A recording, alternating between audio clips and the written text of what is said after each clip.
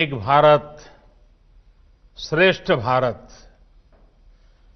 एक भारत श्रेष्ठ भारत की बहुत सुंदर तस्वीर आज यहां दिख रही है। आज इस कार्यक्रम का रूप स्वरूप बहुत विशाल है, अपने आप में ऐतिहासिक है। केवड़िया में गुजरात के गवर्नर श्री आचार्य देवव्रत जी, गुजरात के मुख्यमंत्री विजय रूपाणी जी उपस्थित हैं। प्रतापनगर में गुजरात विधानसभा के स्पीकर श्री राजेंद्र त्रिवेदी जी, अहमदाबाद से गुजरात के डिप्टी सीएम नितिन पटेल जी, दिल्ली में केंद्रीय मंत्रिमंडल के मेरे सहयोगी पीयूष गोयल जी, विदेश मंत्री जयशंकर जी, डॉक्टर हर्षवर्धन जी, दिल्ली के मुख्यमंत्री भाई अरविंद केजरीवाल जी हमारे साथ जुड़े हैं। मध्य प्रदेश के रीवा से मुख्यमंत्री शिवराज सिंह चौहान जी हमारे साथ हैं। मुंबई में महाराष्ट्र के मुख्यमंत्री भाई उद्धव ठाकरे जी भी उपस्थित हैं। वाराणसी से यूपी के मुख्यमंत्री योगी आदित्यनाथ जी हमारे साथ जुड़े हैं। इनके अलावा तमिलनाडु समेत अन्य राज्य सरकारों के माननीय मंत्रीगण, सांसदगण, विधायकगण भी आज इस विशाल कार्यक्रम में हमारे साथ है। और सबसे बड़ी खुशी की बात है कि आज आणंद में सरदार वल्लभ भाई पटेल के बृहत परिवार के अनेक सदस्य भी आज हमें आशीर्वाद देने के लिए आए हैं।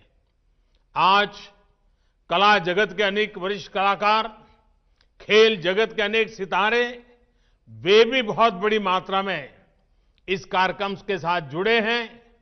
और इन सभी के साथ हमें आशीर्वाद देने के लिए आए हुए ईश्वर का स्वरूप जैसे हमारी जनता जनार्दन, हमारे प्यारे भाई और बहनों, हमारे सभी भारत के उज्जवल भविष्य का प्रतिनिधित्व करने वाले बालकगण, आप सभी का बहुत बहुत अभिनंदन। रेलवे के इतिहास में संभवतः पहली बार ऐसा हो रहा है कि जब एक साथ देश के अलग अलग कोने से एक ही जगह के लिए इतनी ट्रेनों को हरी झंडी दिखाई गई हो। आखिर केवड़िया जगह भी तो ऐसी है। इसकी पहचान देश को एक भारत श्रेष्ठ भारत का मंत्र देने वाले, देश का एकीकरण करने वाले सरदार पटेल की दुनिया की सबसे ऊंची प्रतिमा से, स्टैच्यू ऑफ यूनिटी से है, सरदार सरोवर बांध से है।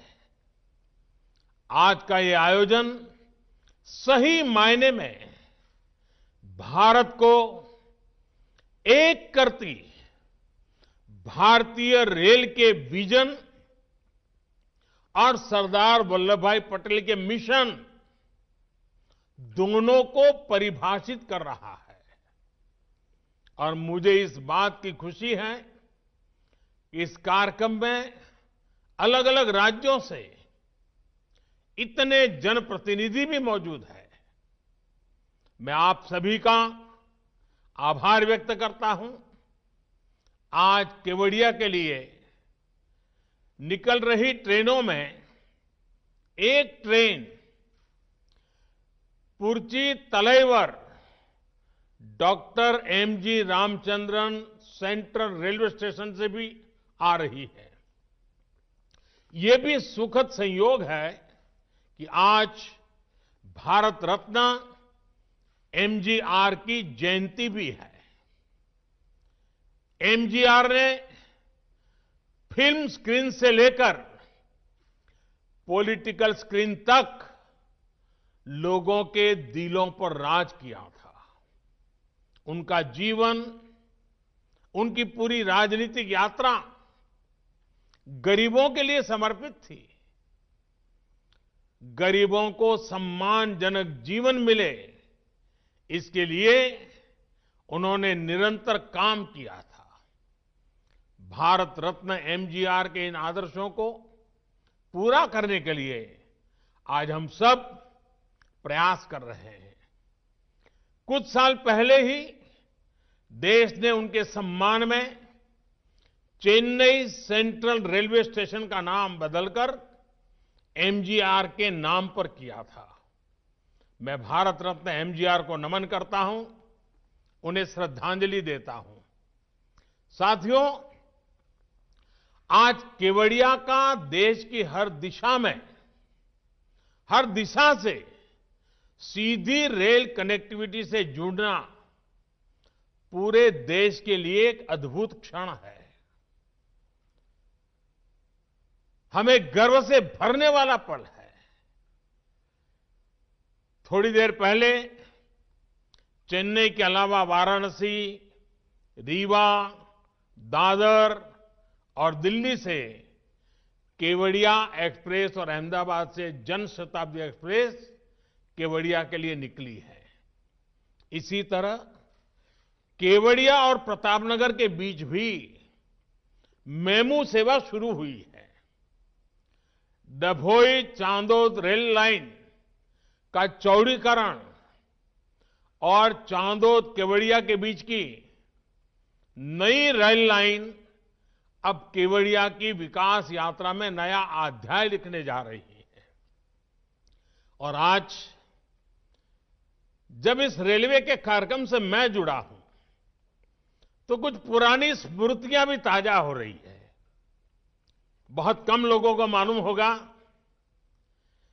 कि बड़ौदा और डभोई के बीच में नैरोगेज रेलवे चलती थी। मुझे अक्सर उसमें यात्रा करने का अवसर रहता था। माता नर्मदा के प्रति मेरा एक जमाने में बड़ा विशेष आकर्षण रहता था। मेरा आना जाना होता था। जीवन के कुछ पल मां नर्मदा की गोद में बिताता था। और उस समय इस नैरोगेज ट्रेन से हम चलते थे। और ये नैरोगेज ट्रेन का मजा ये था कि आप उसकी स्पीड इतनी धीमी होती थी, कहीं पर भी उतर जाइए, कहीं पर भी उसमें चढ़ जाइए, बड़े आराम से। इवन कुछ पल तो आप साथ साथ चले तो ऐसा लगता है कि आपकी स्पीड ज्यादा है। तो मैं भी कभी इसका मजा लूटता था, लेकिन आज अब वो ब्रॉड गेज में कन्वर्ट हो रहा है। इस रेल कनेक्टिविटी का सबसे बड़ा लाभ स्टैच्यू ऑफ यूनिटी देखने आने वाले टूरिस्टों को तो मिलेगा ही। ये कनेक्टिविटी केवड़िया के आदिवासी भाई बहनों का जीवन भी बदलने जा रही है। ये कनेक्टिविटी सुविधा के साथ साथ रोजगार और स्वरोजगार के नए अवसर भी लेकर आएगी। ये रेल लाइन मां नर्मदा के तट पर बसे कर्नाली, पोइचा और गरुड़ेश्वर जैसे आस्था से जुड़े महत्वपूर्ण स्थानों को भी कनेक्ट करेगी। और ये बात सही है, ये पूरा क्षेत्र एक प्रकार से स्पिरिचुअल वाइब्रेशन से भरा हुआ क्षेत्र है। और इस व्यवस्था के कारण जो आमतौर पर आध्यात्मिक गतिविधि के लिए यहां आते हैं, उनके लिए तो बहुत ही एक प्रकार था, ये बहुत बड़ी भेंट सौगात है।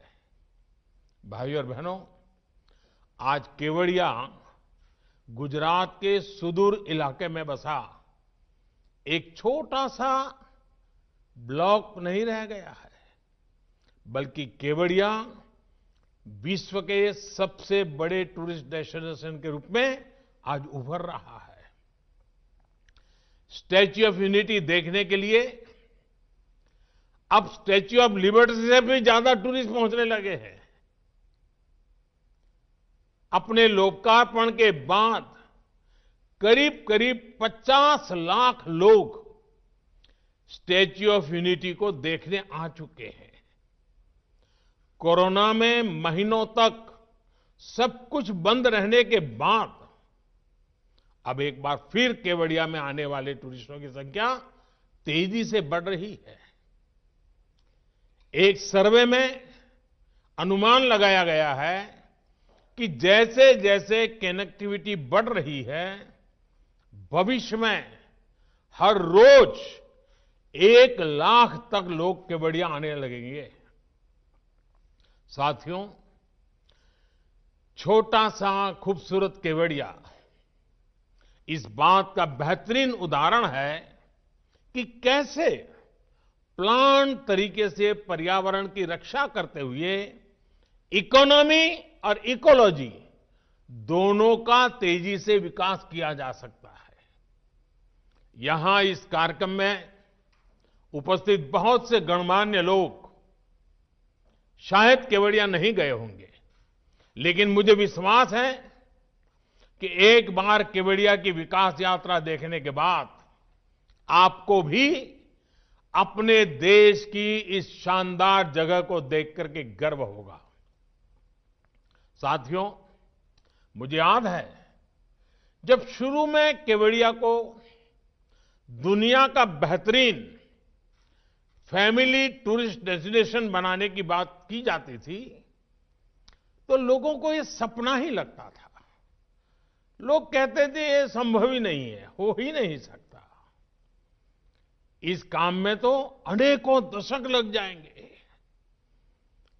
खैर, पुराने अनुभव के आधार पर उनकी बातों में तर्क भी था। न केवड़िया जाने के लिए चौड़ी सड़कें, न उतनी स्ट्रीट लाइटें, न रेल, न टूरिस्टों को रहने के लिए बेहतर इंतजाम। अपनी ग्रामीण पृष्ठभूमि में केवड़िया देश के अन्य छोटे से गांवों की तरह ही एक था, लेकिन आज कुछ ही वर्षों में केवड़िया का कायाकल्प हो चुका है। केवड़िया पहुंचने के लिए चौड़ी सड़कें हैं, रहने के लिए पूरा टेंट सिटी है, अन्य अच्छे इंतजाम हैं, बेहतरीन मोबाइल कनेक्टिविटी है, अच्छे अस्पताल हैं। कुछ दिन पहले सी प्लेन की सुविधा शुरू हुई है और आज देश के इतने सारे रेल रूट से केवड़िया एक साथ जुड़ गया है। ये शहर एक तरह से कंप्लीट फैमिली पैकेज के रूप में सेवाएं दे रहा है। स्टैच्यू ऑफ यूनिटी और सरदार सरोवर बांध की भव्यता, उनकी विशालता का एहसास आप केवड़िया पहुंचकर ही कर सकते हैं। अब यहां सैकड़ों एकड़ में फैला सरदार पटेल जूलॉजिकल पार्क है, जंगल सफारी है। एक तरफ आयुर्वेद और योग पर आधारित आरोग्य वन है, तो दूसरी तरफ पोषण पार्क है। रात में जगमगाता ग्लो गार्डन है, तो दिन में देखने के लिए कैक्टस गार्डन और बटरफ्लाई गार्डन है।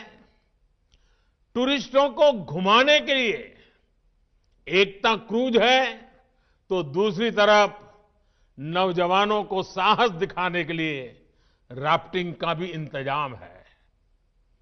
यानी बच्चे हो, युवा हो या बुजुर्ग, सभी के लिए है, बहुत कुछ है। बढ़ते हुए पर्यटन के कारण यहां के आदिवासी युवाओं को रोजगार मिल रहा है। यहां के लोगों के जीवन में तेजी से आधुनिक सुविधाएं पहुंच रही है।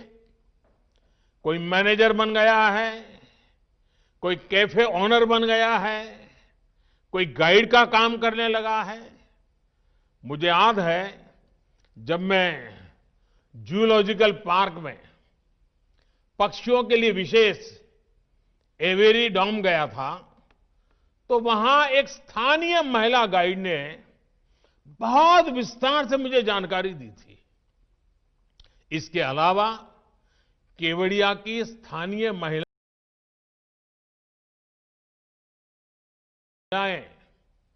उनको हैंडीक्राफ्ट के लिए बनाए गए विशेष एकता मॉल में अपने सामान की बिक्री का मौका मिल रहा है। मुझे बताया गया है कि केवड़िया के आदिवासी गांवों में 200 से ज्यादा रूम्स की पहचान करके उन्हें टूरिस्ट के होम स्टे के तौर पर विकसित किया जा रहा है। भाइयों और बहनों, केवड़िया में जो रेलवे स्टेशन भी बनाया गया है, उसमें भी सुविधा के साथ साथ टूरिज्म का ध्यान रखा गया है। यहां ट्राइबल आर्ट गैलरी और एक व्यूइंग गैलरी भी बनाई जा रही है। इस व्यूइंग गैलरी से पर्यटक स्टैच्यू ऑफ यूनिटी को देख पाएंगे। साथियों, इस प्रकार के लक्ष्य केंद्रित प्रयास भारतीय रेल के बदलते स्वरूप का भी प्रमाण है। भारतीय रेल पारंपरिक सवारी और मालगाड़ी वाली अपनी भूमिका निभाने के साथ ही हमारे प्रमुख टूरिस्ट और आस्था के जुड़े सर्किट को भी सीधी कनेक्टिविटी दे रही है। अब तो अनेक रूट्स पर विस्टाडोम वाले कोचेज भारतीय रेल की यात्रा को और आकर्षक बनाने वाले हैं। अहमदाबाद केवड़िया जनशताब्दी एक्सप्रेस भी उन ट्रेनों में से होगी जिसमें विस्टाडोम कोच की सुविधा मिलेगी। साथियों, बीते वर्षों में देश के रेल इंफ्रास्ट्रक्चर को आधुनिक बनाने के लिए जितना काम हुआ है, वो वाकई अभूतपूर्व है। आजादी के बाद हमारी ज्यादातर ऊर्जा पहले से जो रेल व्यवस्था थी, उसको ठीक ठाक करने या सुधारने में ही लगी रही। उस दौरान नई सोच और नई टेक्नोलॉजी पर फोकस कम ही रहा। ये अप्रोच बदली जानी बहुत जरूरी थी और इसलिए बीते सालों में देश में रेलवे के पूरे तंत्र में व्यापक बदलाव करने के लिए काम किया। ये काम सिर्फ बजट बढ़ाना, घटाना, नई ट्रेनों की घोषणाएं करना, यहां तक सीमित नहीं रहा। ये परिवर्तन अनेक मोर्चों पर एक साथ हुआ है। अब जैसे केवड़िया का रेल से कनेक्ट करने वाले इस प्रोजेक्ट का ही उदाहरण देखें तो इसके निर्माण में, जैसे अभी वीडियो में बताया गया था, मौसम ने, कोरोना की महामारी ने अनेक प्रकार की बाधाएं आई, लेकिन रिकॉर्ड समय में इसका काम पूरा किया गया। और जिस नई निर्माण टेक्नोलॉजी का इस्तेमाल अब रेलवे कर रही है, उसने इसमें बहुत मदद की है। इस दौरान ट्रैक से लेकर पुलों के निर्माण तक नई तकनीक पर फोकस किया गया। स्थानीय स्तर पर उपलब्ध संसाधनों का उपयोग किया गया। सिग्नलिंग के काम को तेज करने के लिए वर्चुअल मोड के जरिए टेस्ट किए गए, जबकि पहले की अगर स्थितियों में ऐसी रुकावटें आने पर अक्सर ऐसे प्रोजेक्ट लटक जाते थे। साथियों, डेडिकेटेड फ्रेट कॉरिडोर का प्रोजेक्ट भी हमारे देश में पहले जो तौर तरीके चल रहे थे, उसका एक उदाहरण ही मान लीजिए। पूर्वी और पश्चिमी डेडिकेटेड फ्रेट कॉरिडोर ने के एक बड़े सेक्शन का लोकार्पण कुछ ही दिन पहले मुझे करने का मौका मिला। राष्ट्र के लिए बहुत जरूरी इस प्रोजेक्ट पर 2006 से लेकर 2014 तक, यानी लगभग 8 सालों में सिर्फ कागजों पर ही काम हुआ। 2014 तक 1 किलोमीटर ट्रैक भी नहीं बिछाया था।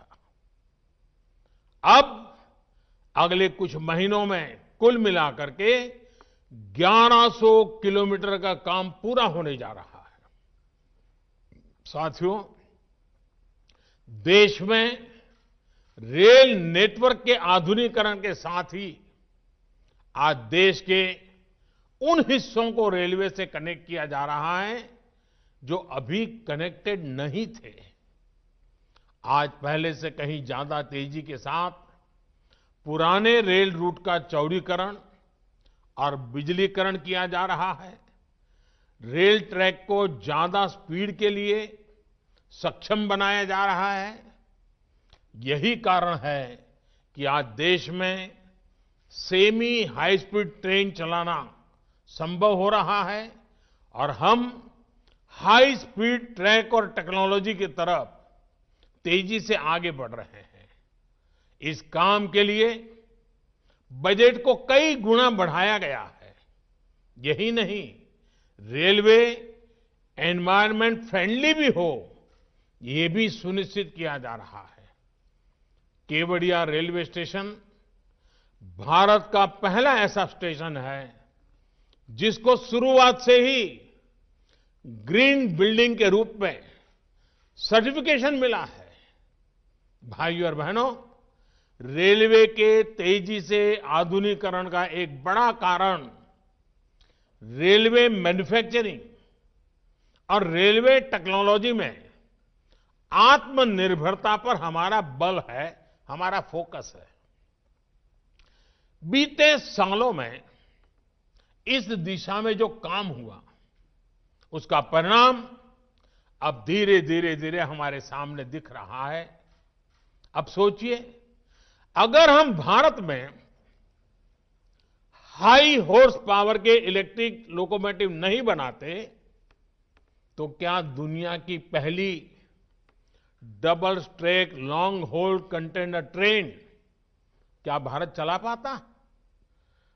आज भारत में ही बनी एक से एक आधुनिक ट्रेनें भारतीय रेल का हिस्सा है।